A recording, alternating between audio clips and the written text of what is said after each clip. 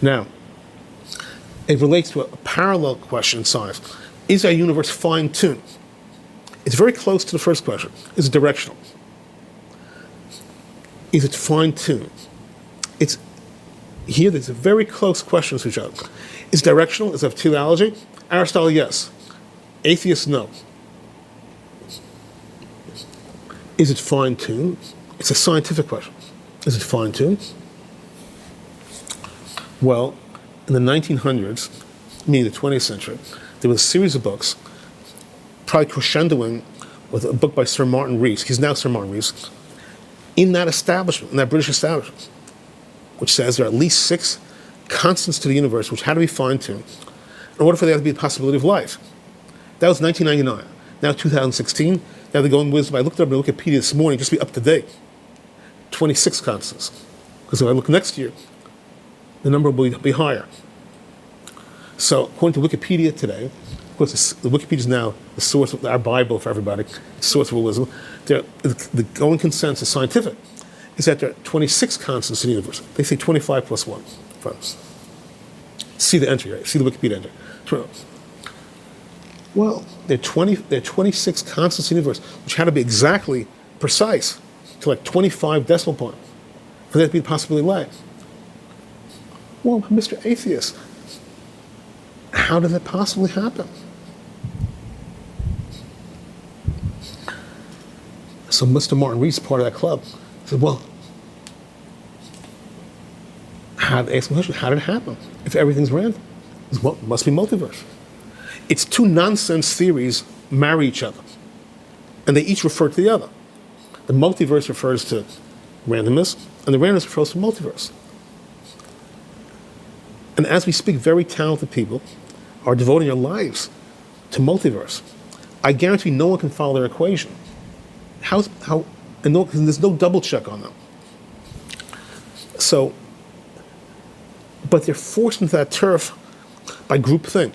Groupthink, in England in particular, is that everything's random. Random, how did we get to Lisa? Must have been infinite universe.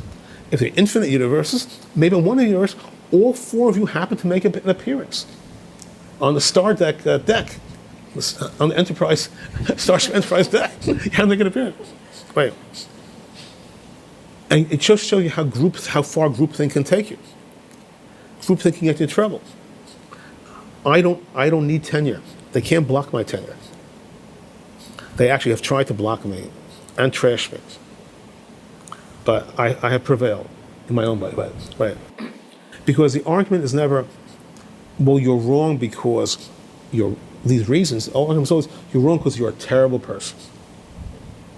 You're too rich, you're too poor, whatever it is, you're a terrible person. There's a group called Intelligent Design, which propounds that there is design to the universe, which there is. But the other part of their coin is that everyone believes that their whole agenda is Christianity. They all happen to be Christians. Christian God. They never say it. So they're sort of suspect. Because according to them, it came in one shot. You evolved, your life form is evolved at this level of evolvement. Remember, according to Summa theory, it's evolution friendly. We've evolved over the eons. But according to Intelligent Design, it was one-shot creation, which is also literal interpretation of Genesis. Okay. Now, but let's understand. Intelligent design, according to me, is half right. There is design, but we're designing it. But it's not one shot. It's evolutionary. But that group was trashed for 20, 30 years by the atheist group, which is heavily funded. Be aware what's going on. That's the basic concept. Now, there's now a new group in America, MIT, etc., big California schools, which is simpatico to my little treatise. So, for instance, there's a book in 2006, a series of books by Seth Lloyd. He's professor of quantum mechanics at MIT, programming the universe. So Lloyd is 2006. Understand the sequence. According to Lloyd, the universe is one big computer. So I'm saying that, I don't use that word, I don't like the terminology, but I'll get back to it. But remember, my first book's 1988, then 2005, and 2014. So he's saying outright, it's one big computer, supercomputer. Well, I don't like the word computer, it sounds like we're too mechanistic. I like, the universe is a metaphysical organism, constantly iterating and interacting, iterating and feedback looping with itself. What you've learned somehow goes back to all of us, somehow, in your lifetime. It somehow is absorbed by the whole. Well, Lloyd was roundly condemned naturally, but he's still in there. He's the head of one of the major institutes. His credentials are so powerful that MIT holds him. Okay. Now, nearby here, 2012 at NYU, downtown, is Professor Thomas Nagel, professor of law and philosophy. He wrote a book, Mind and Cosmos. And what Nagel says, which seems so, how should I say, you'd say, what's the big deal?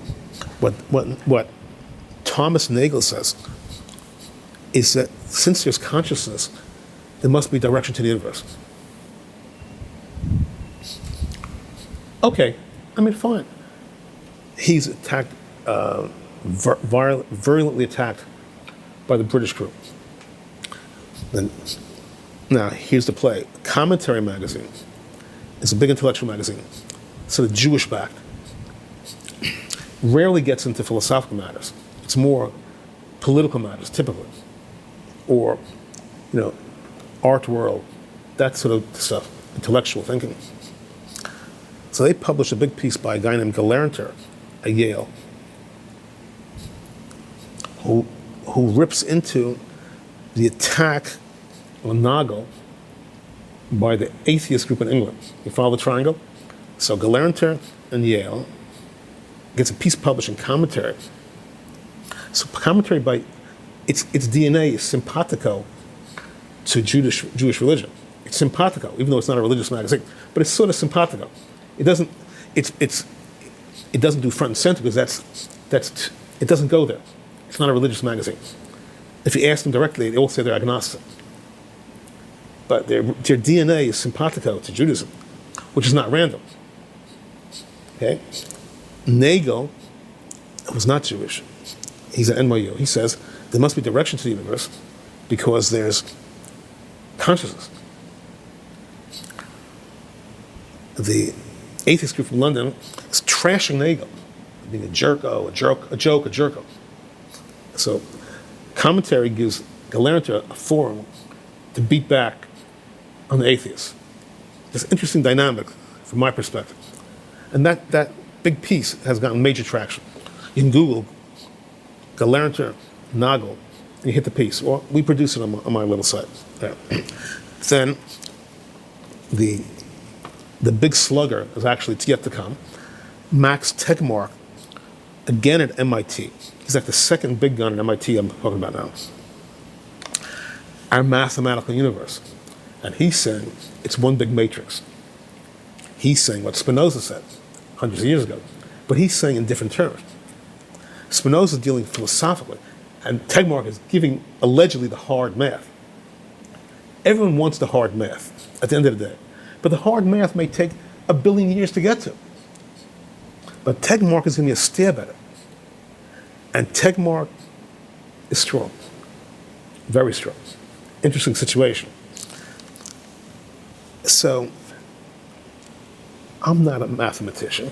I'm not a physicist, although I have dangerous layman's knowledge combined with Wikipedia knowledge in many fields now. Very dangerous. But we're all armed now. Wikipedia arms all of us now. Before we could you don't know that. No, you can look it up, Wikipedia. Whatever the concept is, you can go through Wikipedia, you go through the footnotes, look up the other you can have a respectable working knowledge of many, many fields today, if you have the time. So Tegmark is coming to bat saying, matrix universe. And you sort of see how everything now gets curiouser and curiouser, right? Like you say, just maybe this boy David Birnbaum was right. And I don't say I'm right. I say I might be right. Okay, Chief?